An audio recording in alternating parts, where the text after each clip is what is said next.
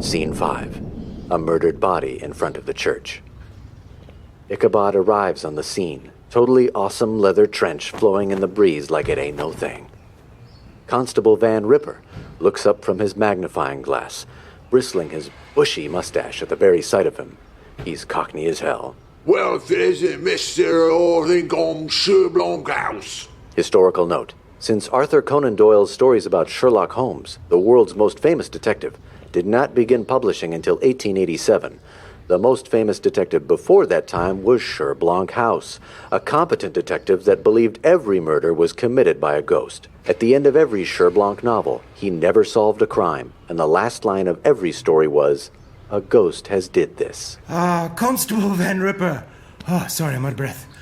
What have you gathered about this crime so far in my absence? Well, you see, Mr. Ichabod, this here churchy man's got his head done lopped off by the headless horseman. Already solved it. Now run along, because you're just a school teacher, not a police officer. Officer. Look at that. You're teaching me already. Ichabod gets down on his knee near the headless body of Pastor Von Bonington. He removes a pair of tweezers from his interior jacket pocket and uses them to search through the pastor's jacket. I'm afraid I cannot grant your request to sod off and leave you and your buffoonish goons to blame yet another murder on a ghost story. Yeah, you keep touching the corpse like that and I'll have you arrested for flampering with my crime scene. Tampering. What? The word is tampering. You will have me arrested for tampering with your crime scene. Flampering is a colloquial slang used by a few only in the Irish hamlet of Cristacea. I believe it means to hesitate to commit to one of two options, pushing the conversation in other directions as to not arouse suspicions that the subject is stalling for time, as they might not be willing or even able-minded enough to commit to an answer.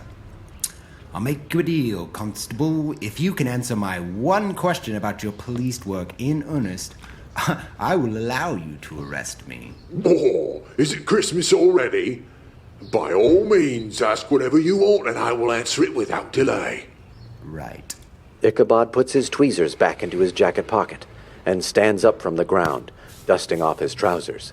He looks Van Ripper right in the eyes. Have you located the head?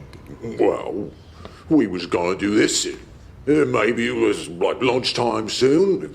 You had the corned beef at O'Shea's, bang on patty melts at that place. Perhaps I don't even know the limits of my own teaching ability. You're flampering right now perfectly in the context of a conversation. Oh, well done, well done. Truly a most magical gift to me on this, my birthday. Is it really your birthday? Patty melts for everyone then. A crowd of onlookers cheers at the news of their free sandwiches. Gotta get that melt. Ichabod gets really good up in Van Ripper's face. He's incredibly serious. No, it is not my birthday. Nor is flampering actually a word, nor is Cristacea actually a hamlet in Ireland. You see, Constable, I was proving a point that a detective cannot rely on stories passed from the fallible lips of people. As a detective, you must detect and deduce and see if those stories hold up against the evidence. I told you 3 lies and you believed all 3 of them at face value because you do not actually understand what it is you're supposed to be doing. You're a right git, you know that. Sorry, everyone. Won't be no patty melts today, I'm afraid. This plonker was having a go at us.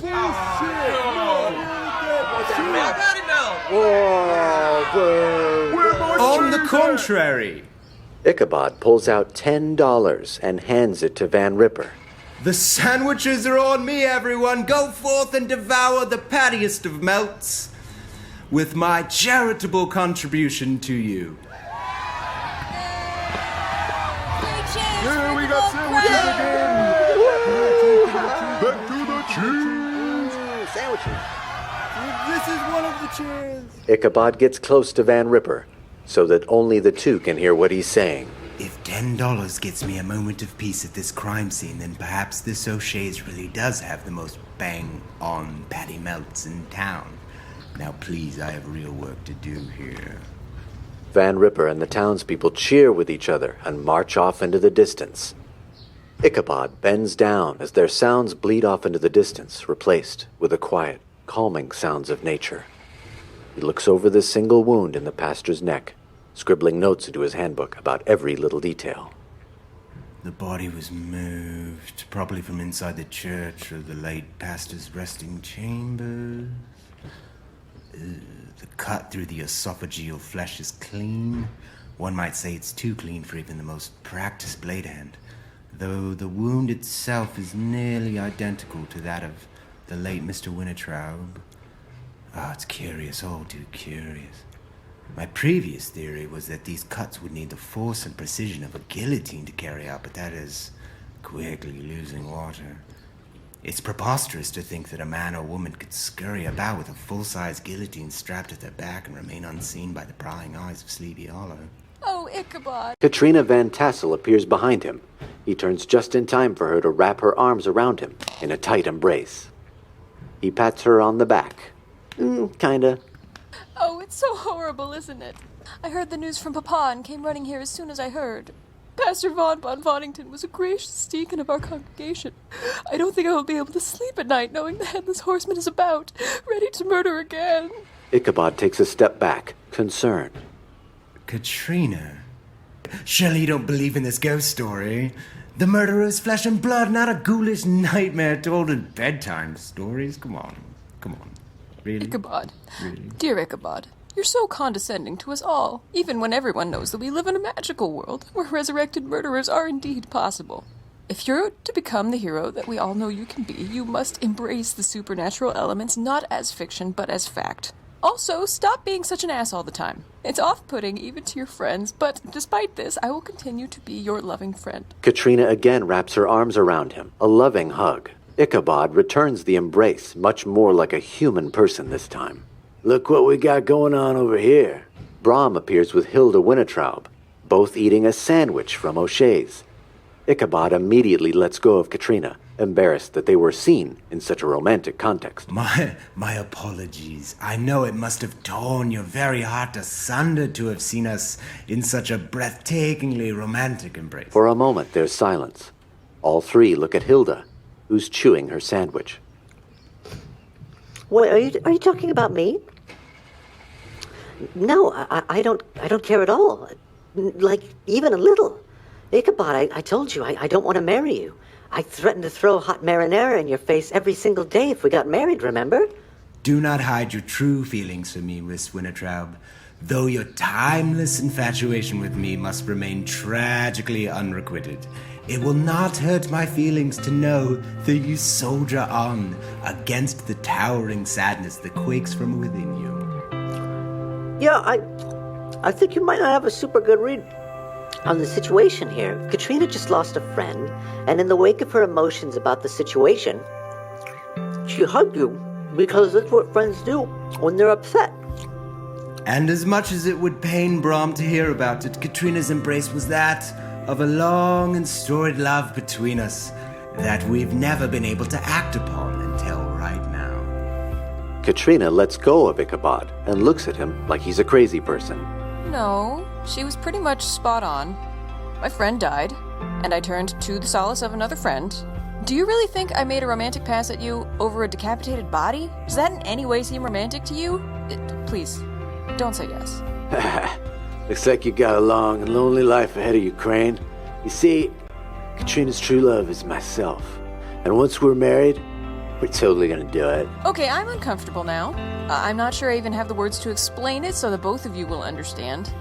Hilda, do you want to try and explain it? Hilda swallows what's left of her sandwich and stands so that both Brom and Ichabod can see her. It would be my pleasure, Katrina. Ichabod, just because she says that she's a loving friend doesn't mean that you're in a romantic relationship, or even that she wants one.